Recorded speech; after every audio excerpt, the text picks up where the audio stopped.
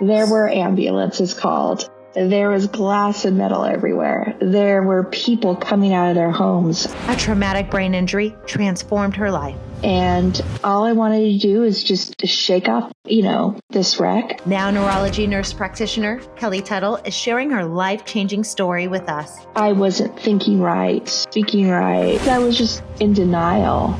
And it happens a lot. People do fall through the cracks, and their lives are destroyed by just a mild concussion. Insider tips for maintaining a healthy brain. Everyone thinks, I got to exercise for my heart, but exercise actually is good for the brain. Building neuroplasticity. You can change your mindset. And the undeniable importance of sleep. It's not taking a vacation. Your brain is going to work when you sleep, and that's why it's really important. On an all-new Intentional Living with Courtney Meyers. Welcome to Intentional Living with Courtney Meyers, a podcast dedicated to those seeking a more fulfilled and purposeful life through thought-provoking conversation, spiritual exploration, and authentic connections. The intentional movement has begun, and if you found yourself here, you are a part of it. Intentional Living with Courtney Meyers starts now.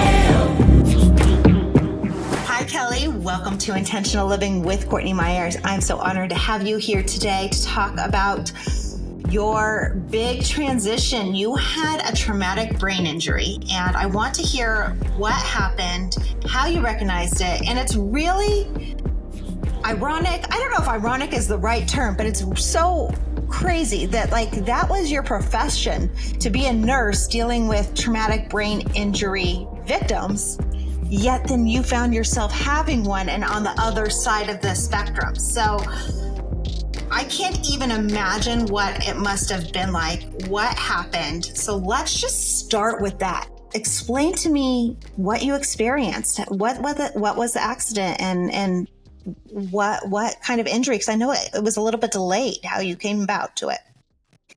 Oh, yeah. So I was driving home from work, and another driver pulled out in front of me suddenly, and my car ended up T-boning that car. And at the time, I thought, I'll just shake this off and go on with my life. And I did try to do so. And I struggled with a lot of things, multiple symptoms,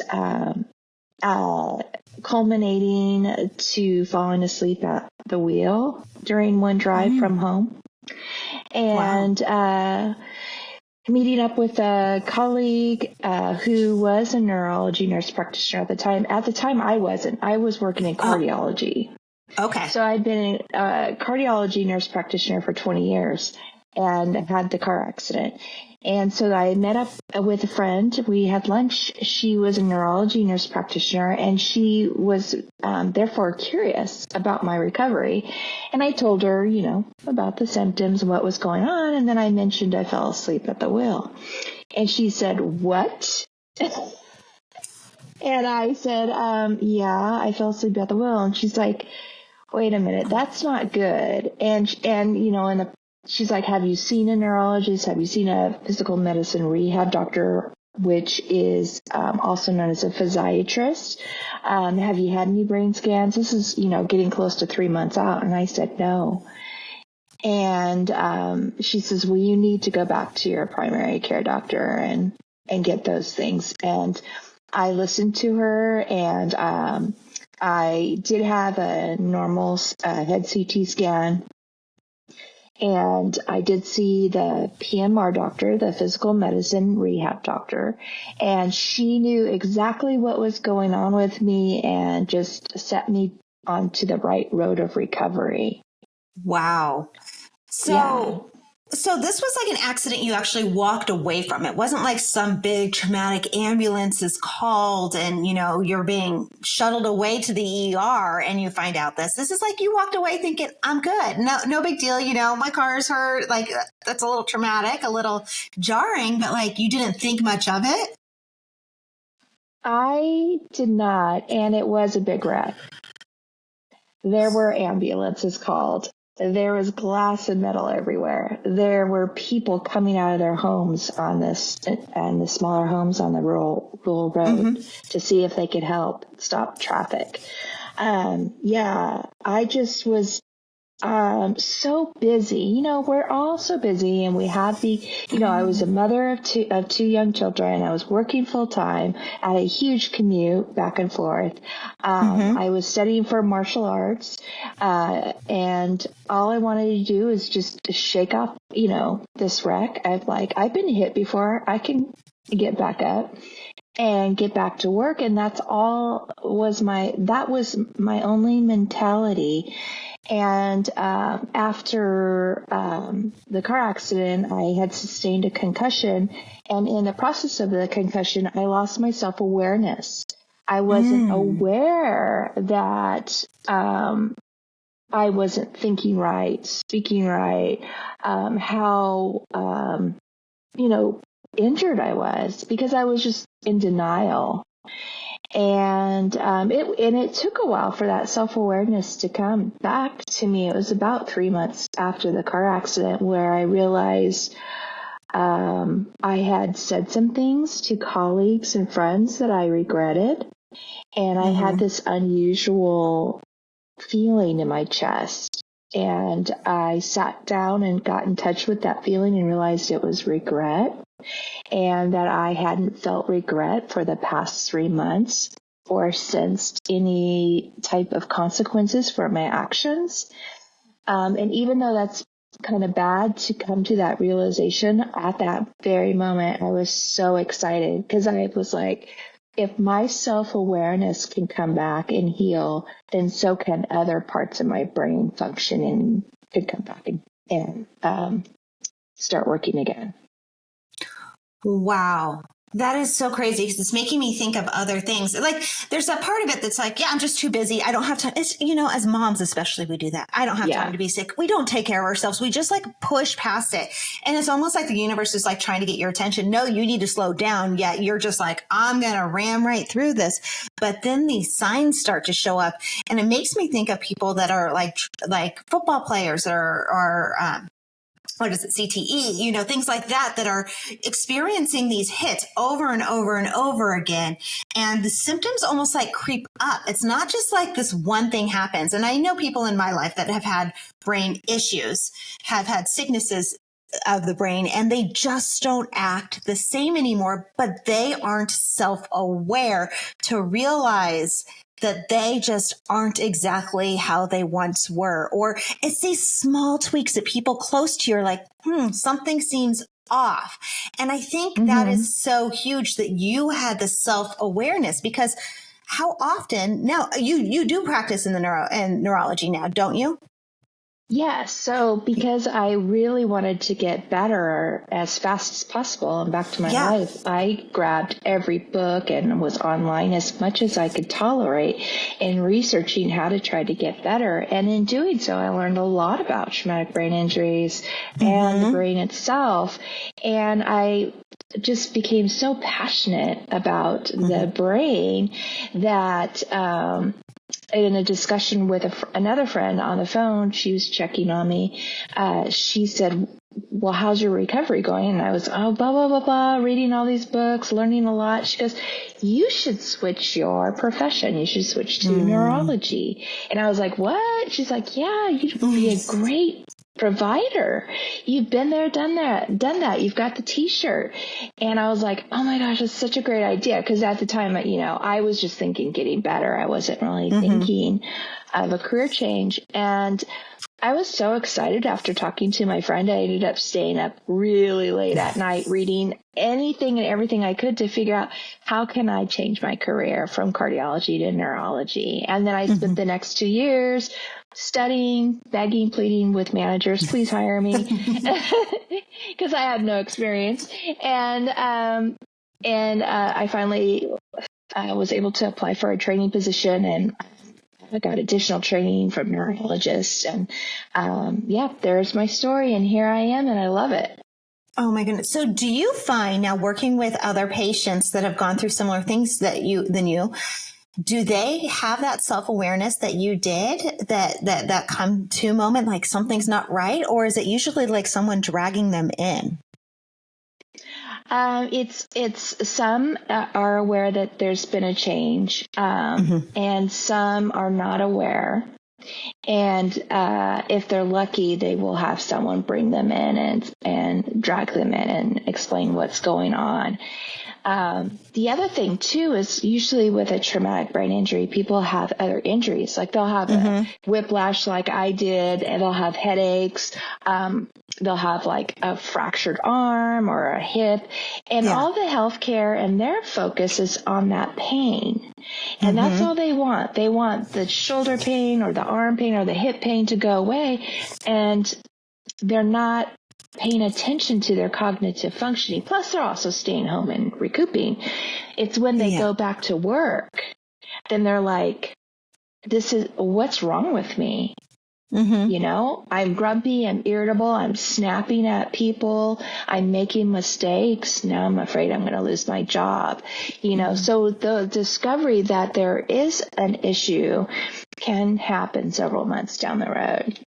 So what does recovery look like? Because I think you said a really important key is you felt, one of those, so you had the self-awareness, and then you felt it in your body. And that's something we've spoken a lot about on this show, is like our body is going to tune us in when something is wrong. Like no matter what we think, no matter if we, like our mind is like, no, I'm fine, I'm okay. Like if something is wrong, your body's not going to lie. But so often we ignore it. You listen to it. You got the help. So what does that recovery start to look like? What do you start to do to regain functionality of your brain? And how can it, some people might just like want to hone their brain in general. Like how can we take this and make whatever recovery practices you do if you have the injury into just like having a stronger brain in general for the healthy? That's like a huge question, Courtney. I'll try to meet most of that question. First of all, everyone's recovery is as different as their personality. So in the industry, if you've seen one traumatic brain injury, you've only seen one traumatic brain injury.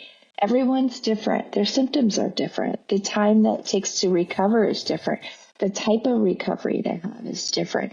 So the key to care is to meet the patient where they need to be supported to continue to function while their brain heals. So is it, do you need to like get to know people on an individual basis to understand them? Because what if someone comes to you, they have this injury, they're not acting right, but they think they're okay. Yeah, you didn't know them before. So how do you start to heal that? Like, what do you see in them that you can be like, okay, this is where the injury is. This is what we need to focus on. Well, they'll complain about symptoms, like dizziness or headaches. That usually brings them in, sleep difficulty. Usually I'm able to ascertain or tickle out that they have some irritability and grumpiness. No one wants to ever admit that they're grumpy. And from that, then I know that there is some substantial symptoms from the injury still persisting. And then you have to figure out what is triggering those symptoms, because the symptoms is the brain letting the person know that it's tired and it needs a break. Okay. So if you're getting a headache, like if you're on the computer and you start to get a headache or you're having difficulty focusing your eyes, that's your brain saying, hey, I'm tired. Now I need to rest. And then, and so then with your patients with that such issue, then you talk about taking breaks, brain breaks, the type of breaks you would take to maintain your efficiency throughout the day. And so a lot of this is really difficult to shake out of the rug with each individual. So there needs to be, it's not like you really need to know what the person was like before. They often share it with you. Like they'll say, I used to, do a 16-hour day with no problem. And now I'm taking a nap after 2 hours of being up, so that they have fatigue from their injury, neural fatigue. Or I used to be able to multitask at this job, and now I can't. So, and then you talk about their work and what has changed. And that's kind of how you see that change. Usually the brain injury person is very aware of the person they were before. Mm-hmm. But the difficulty is for them to become aware of the person that they're becoming after their injury, the new person. So sleep, a huge aspect of this, which is making me think of, like I said, I know some people who have had brain issues in their life more from sicknesses, and they don't sleep. And you can see like they refuse to sleep. It's almost like you're tired. You need to sleep. And they'll work like a 14-hour day and be falling asleep on the couch, yet refusing to go to sleep. It's like this resistance. I see things like that. I've seen, where it's like someone used to be able to like pick out what they want from a menu and now can't even like put two and two together what they might like from the menu, or even in things like they are so proficient in something that they used to do. It's almost like muscle memory. They could just go back and like fix that car easily. Yet if you ask them to do something today that they've never done, it's just like, that's like a simple task. It's like take out the trash, is like beyond their comprehension. So like, would these all be symptoms of like major brain, you need to seek help? Well, let's go back to the sleep. So the sleep is actually a brain function. When we go to sleep, our brains do not go to sleep. And when we go to sleep, our brains are opening up channels to flush out toxins. They're going through all your memories and your daily stress, and they're giving you your own free therapy by softening the edges of that stress and worry or fear. It also is time that it works on healing and attacking in potential infections. So a lot of anti-inflammatory, immune things are happening while you sleep. And another function is it is downloading your daily memories, the things that you've learned, the conversations you've had from your hippocampus, which is kind of like a memory stick for your brain, into the cortex, the mainframe of your brain. And you need that 7 to 9 hours of sleep for these processes to happen. And if you're getting less than 7 hours of sleep at night, these processes are not happening, and you're going to wake up not feeling refreshed. You're going to have difficulty with memory and learning and paying attention and focusing. You're going to have difficulty modulating your moods when you're at work or at school, because you didn't allow your brain to kind of soften the previous day's stressors or fears or concerns. So sleep is not, it's not taking a vacation. Your brain is going to work when you sleep. And that's why it's really important. The other aspect, like you say, people just don't want to go to sleep or tend to want to stay awake. Well, one, in the U.S., sleep is not, coveted. It's, it's frowned upon if you sleep or take naps or rest. So there's that aspect. And then it's also a learned behavior. So if you have a good sleep routine 2 hours before you go to sleep, like you fold your laundry, you turn the lights down, you put quiet music on, you take a shower, you light candles, and then you get to bed, that is a routine that tells your brain it's time to get ready to sleep and for it to switch that circadian rhythm into the sleep mode. A lot of us don't do that. We stay up to the last possible minute answering emails in our beds with our iPhones, getting on social media. And the other thing is the light from our media devices emits blue light, which diminishes melatonin down to 30%. And melatonin is kind of like the kickstarter of your circadian rhythm to start to sleep. So then you're even starting out 30% less of the hormone to help you sleep when you do things like that. Mm. So this just brings me back to the whole concept, like we need to treat ourselves like we do a new baby, even though as parents, when you have a new baby, you don't get any sleep. I mean, my son didn't sleep for the first 18 months of his life. I just now finally, he's almost 3, but now he's a good sleeper and I can finally sleep through. But like, it was to the point where I wasn't making sense. I couldn't put sentences together because when you're up every 2 hours, you're not getting that download time. You're not getting that time to soften. So I sympathize with those that have insomnia and can't sleep because sleep is so important for so many health benefits, but then we need to think about it kind of like almost treating ourselves. And I've joked that I'm going to write a book about health, just about how as adults, we need to treat ourselves like we do babies, like we treat infants, like they have their bath, they do you have their routines, their book, you rock them to sleep, you give them their, whatever it is you do to get them off into dreamland. Like we give them these routines, yet as adults, we don't think we need any of that. I mean, just like you're saying, I'll be on my phone working till the very last minute. I do it all the time. And I sometimes wear it as a badge of honor. Like, oh, I was up till 4 a.m. working last night, yet I got up with the kids at 7 this morning and got them out to school and I'm good, and we prize that over getting the rest. Yet if you see anyone doing anything good, like anything really big in their life, like sleep is a priority. How do we start to make it a priority and treat it as such for our health and our wealth and everything?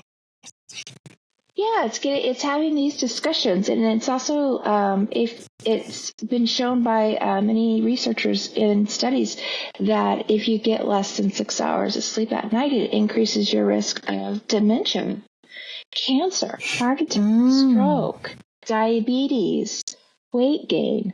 That's how important sleep is. And I usually talk to my patients about the importance of sleep, and they usually just, oh, whatever, Kelly. But yeah.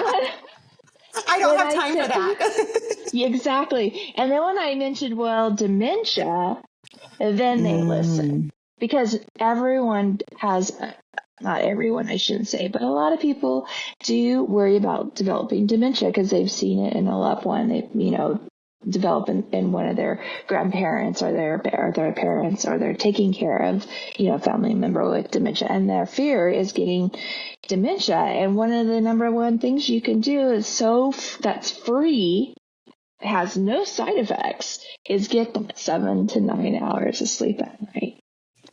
So I'm curious because I've seen things lately about dementia and Alzheimer's talking about how it's actually inflammation and can be cured by diet and rest. Is that, that's what's happening when we go to sleep? Are we just helping to reduce that inflammation of our brain? We're helping to settle it.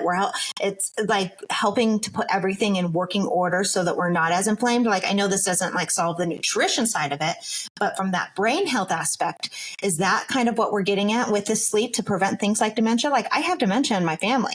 And as people get older, I had a great grandfather with Alzheimer's. And as my grandparents have gotten older and things like that, it's a common thing for like my mom to say, oh, getting older sucks because you forget. I don't want to get forgetful. I don't want that to happen. But if we can manage our sleep, we can really make a big impact to prevent it. Exactly. That is true. And what they're seeing is a correlation of people who do develop Alzheimer's dementia and those tau proteins that build up, that they had decades prior sleep disorders. Okay. That weren't addressed and taken care of. So there is definitely a correlation between the two. And, and diet is important too, because you want to eat a low diet in processed foods. You want to eat foods that are closer to the ground, and farther from the factory, because the foods like vegetables and fruits and things like that, beans, whole grains, they all have chemicals in their antioxidants that are going to help fight free radicals that can cause damage in the brain, in the brain cells. So nutrition is really important. And then exercise too, because everyone thinks, oh, I got to exercise for my heart to, take care of my heart. But exercise actually is good for the brain because you're encouraging good blood circulation through the brain. So good nutrients go to it and bad things get washed out. And research has shown that people who don't exercise, when you look at their MRI scans, that they've had some brain shrinkage, atrophy, and that's cells have died, loss of cells because they haven't been active. But if you look at people who are exercise, they have when compared to people who don't exercise, you don't see that shrinkage. And what's even better, if you see people who compare regular people who exercise and people who do yoga, then the people who do yoga have even less atrophy because yoga is not only an exercise and movement, it's also mindful thinking, staying present in the moment and not worrying about the future and not regretting the past.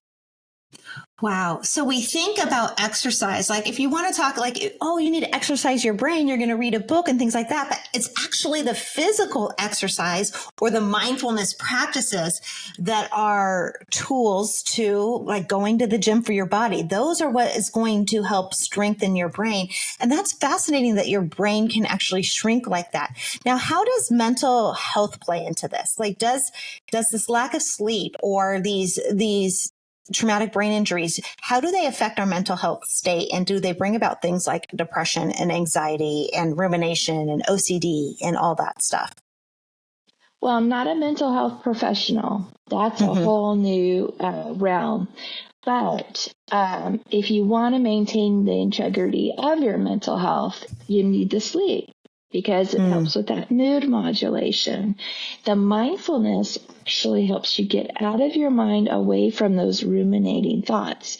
The interesting thing about brains is that if you do a practice over and over again, say negative thinking, then your brain is going to be in the habit of negative thinking.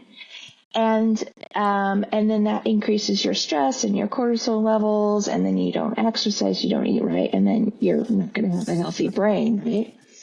But if you practice mindful thinking and pushing negative thoughts away without judgment, maybe getting in touch of maybe why am I not happy right now and discovering what it is, then you're teaching, you're really improving that mental health.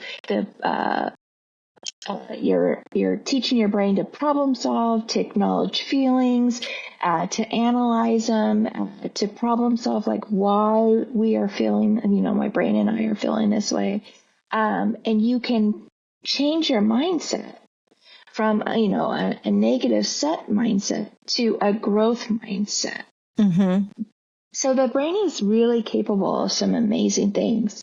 A lot of information is coming out about neuroplasticity.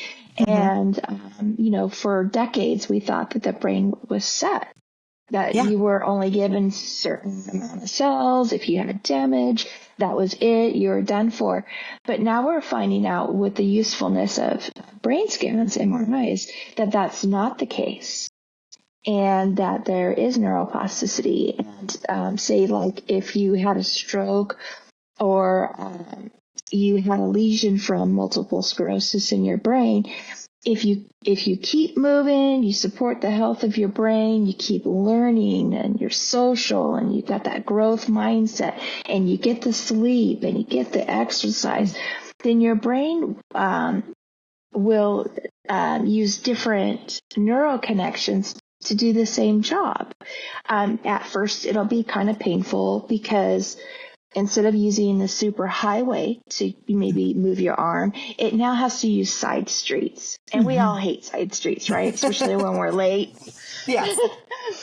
And, and as you take the side streets, say that your favorite freeway has collapsed and you got to take the side streets. At first, it's difficult to do those side streets. Yeah. But then you get used to it. And then you get a little bit quicker from A to B because of that side street. And that's what's happening with the neural connections in your brain. But it doesn't happen overnight. And it could happen in a few months, a few years, or within your lifetime. You never know. Everyone's different.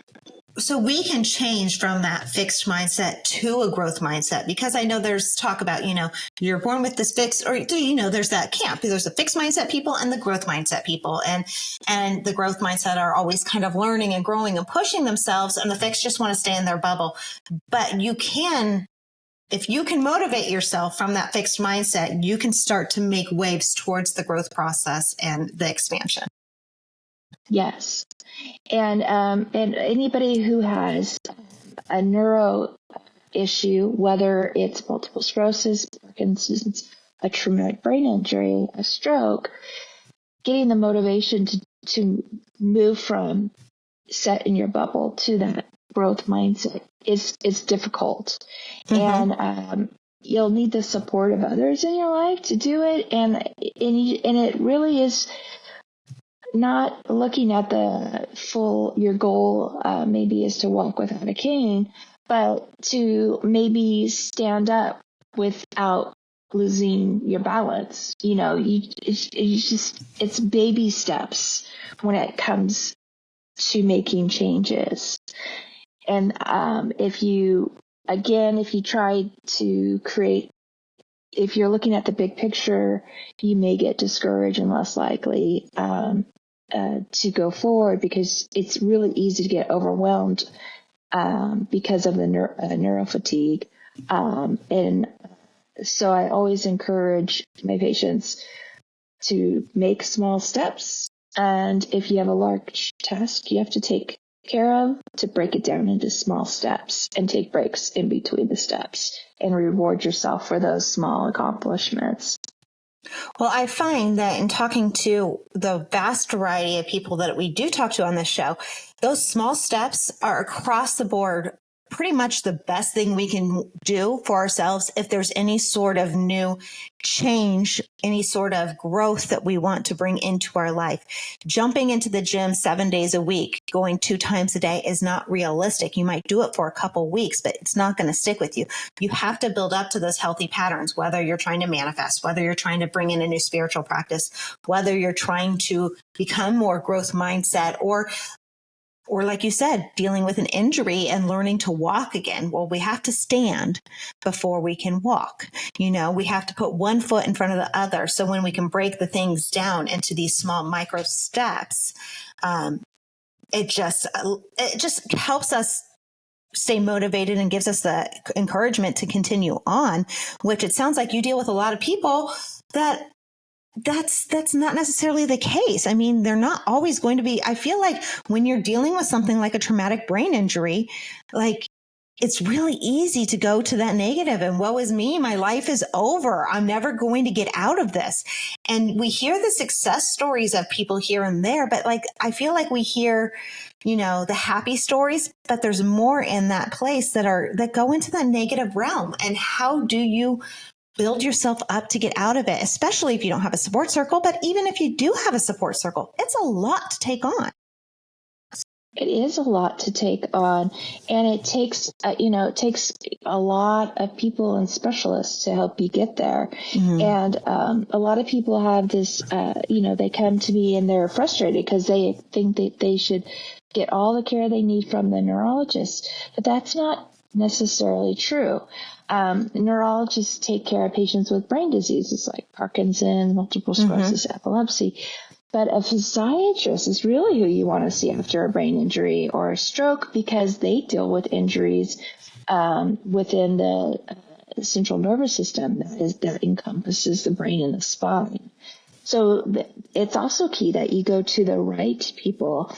And the other thing that I encourage for people to go to speech therapy. And a lot of my patients will say, well, I speak fine.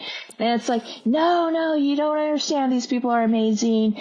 They help with cognitive issues, motivation, initiation, time management, and then also word finding and speaking. And they will help you with compensatory tools you can use while you're waiting for your brain to heal at work or school.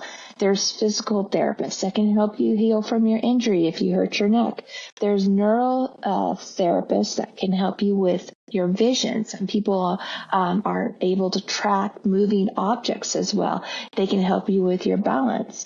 There are behavioral optometrists who can look to see how well your eyes are working together to communicate to the brain to help you with your vision. There's just tons of, and then you go into the mental health. It's like you have your psychiatrist.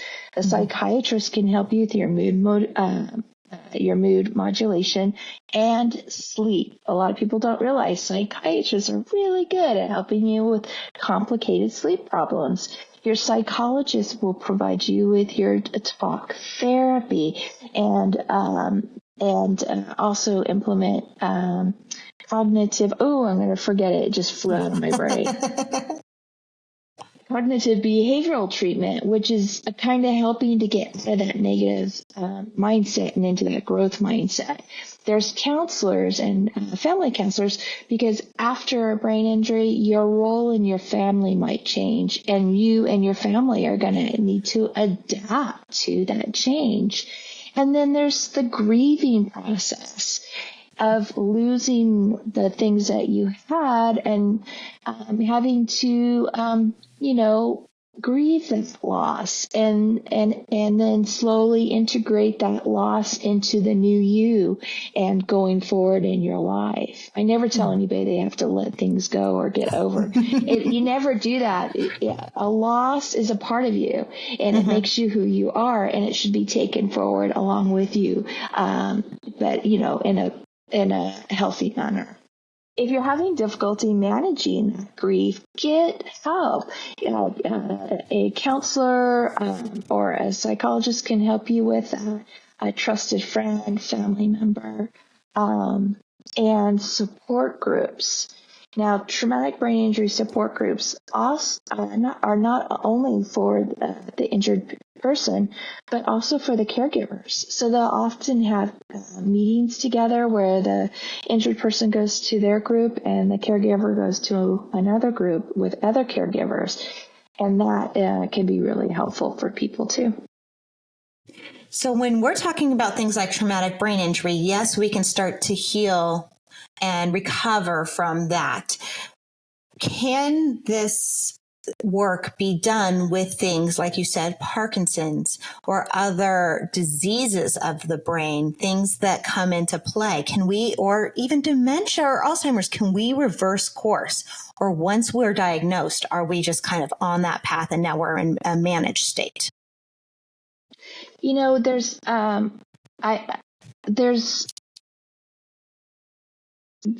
don't know a lot about dementia, but right now, and it's changing day to day. There's lots of research being done.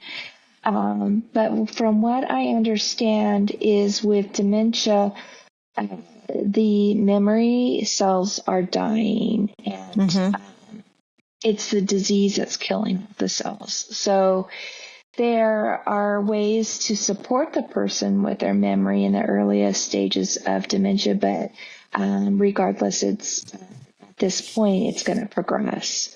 Now, unlike someone with a traumatic brain injury, they still maintain the capability to learn. They have their intelligence still. It's just that their brain works different, and they have to figure out how it's working different to meet its needs, to support it in its function, and being able to manage your higher executive functions, such as the planning, the time management, writing, problem solving. with speech and so forth too can be affected with a brain injury, and the person may feel a sense of it takes them longer to think and then to say something, and then they think they're stupid. But they're not. I'm constantly telling my patients, you're not stupid. You can learn. You can. Your intelligence is still there. It's just that your brain's working slower right now to get you from A to B because it's been injured, and you just have to keep at it and try to get those connections going again, the new connections going again. So is this a common thing with people that have had brain injuries, that they think that they're stupid? Because I've seen something about that, and it's like there actually becomes this resistance, like, I'm not stupid. Oh, I know what I'm doing. Like, it almost becomes this, like, you get ornery about it, because it's almost like you're overcompensating for the fact that maybe you feel like you're just not totally there. Yeah, and that's not a good mindset to be in. You really do, because if you're terrified, people will find out that quote unquote you think that you're stupid.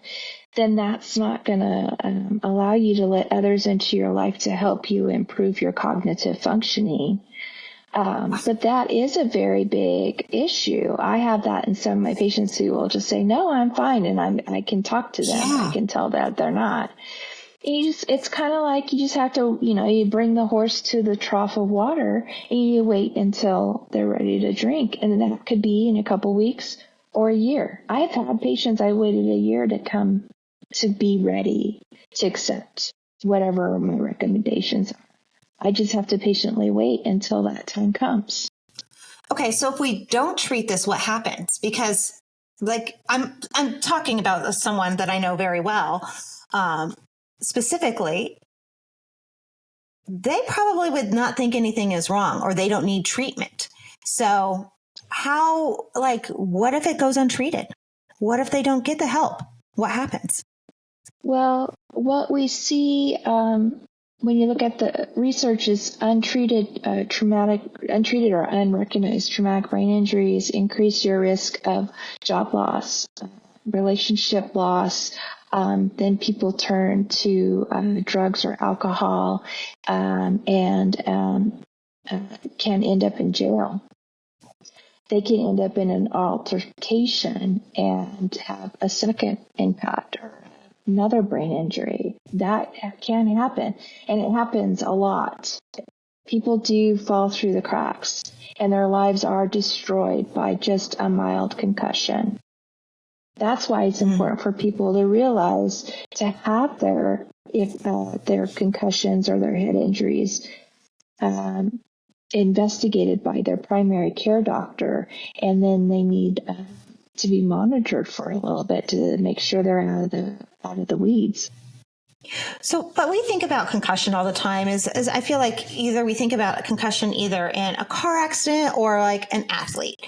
But these can occur from just like a slip and fall in your bathroom. And we go about our day thinking, oh, I'm fine. Oh, I have a little headache, or there's not a big deal.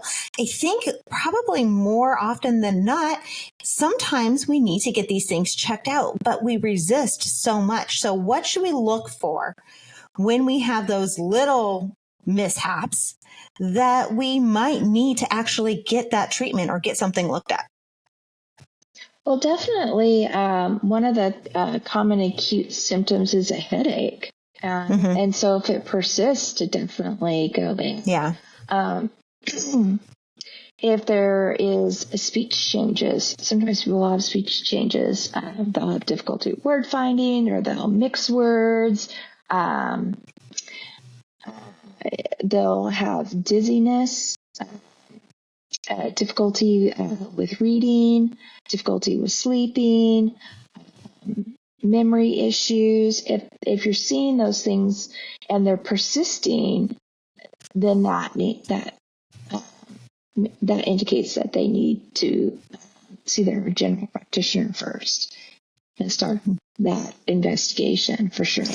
Yeah. So we hit our head on the table and we have a headache for a couple hours, you're fine. But it's like, it's more, these things happen and it persists. It's more that long term. And it's like, okay, maybe we need to go get this checked out. But is time of the essence when you have a traumatic brain injury of getting it diagnosed and working on, or is it like at any point it can be rectified? At any point it can be, but it's best to get addressed within 3 to 4 weeks, because the person, you don't want them to develop bad compensatory or bad habits before, in order to compensate for the injury. So I was actually on a podcast talking to a behavioral optometrist, and they were saying it was better to have someone come in as soon as possible to have their vision evaluated, because if they go like what I did, 3 or 4 months, then you develop these compensatory mechanisms or actions to help compensate for your difficulty with seeing. Like I was tilting my head to the right, and I ended up like having a neck pain that just would not go away because I was constantly tilting my head to the right to try to balance out my vision. And so I think that it would be best to get in sooner rather than later. I always tell my patients, it's nice to, if you're worried, come in and see us. It's best if we just tell you everything's fine, rather than you wait and we go, oh no, you had a huge, you had a stroke, and, now, we have to do da da da da da. And so it's really best to get seen and evaluated as soon as possible.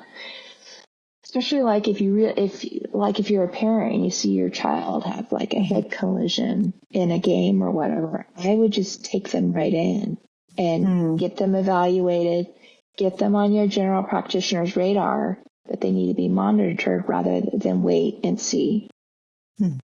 So how was your recovery going in at 3 or 4 months later? I think that my recovery was prolonged unnecessarily,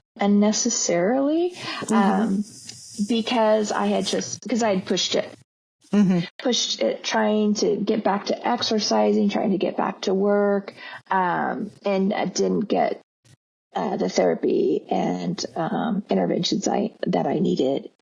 And I also went back to work way too soon, which I think also prolonged my recoveries. So that's even another subject, getting back into life. You shouldn't be rushed into it. You should go back into life and push to get stronger, but not push so much that you're coming home after work and taking it to our van.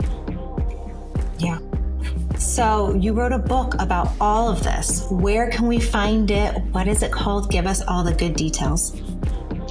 My book is called After the Crash: How to Keep Your Job, Stay in School, and Live Life After a Brain Injury. And it can be found at most book stores, Barnes & Nobles, Amazon. It's also on Audible because after a brain injury, it's hard to read and retain information. So it was important for me to create it on Audible so that people could listen to it rather than having to just read it. You can find me and my book information at kellytuttle.org. Well, Kelly, thank you so much for today. So much great information, and our brains are fascinating. Everything they do and how we can mold them into, being a huge asset for us. Yet if we don't know what we're doing and we don't know how to do that, then it's almost like we're discarding something really powerful. And I love that, sleep. think I'm going to use that one tonight on my kids. You guys need to go to sleep because mommy needs to go to sleep, you know? Yeah. Sleep is just so important. So I appreciate you taking the time today, and thank you so much.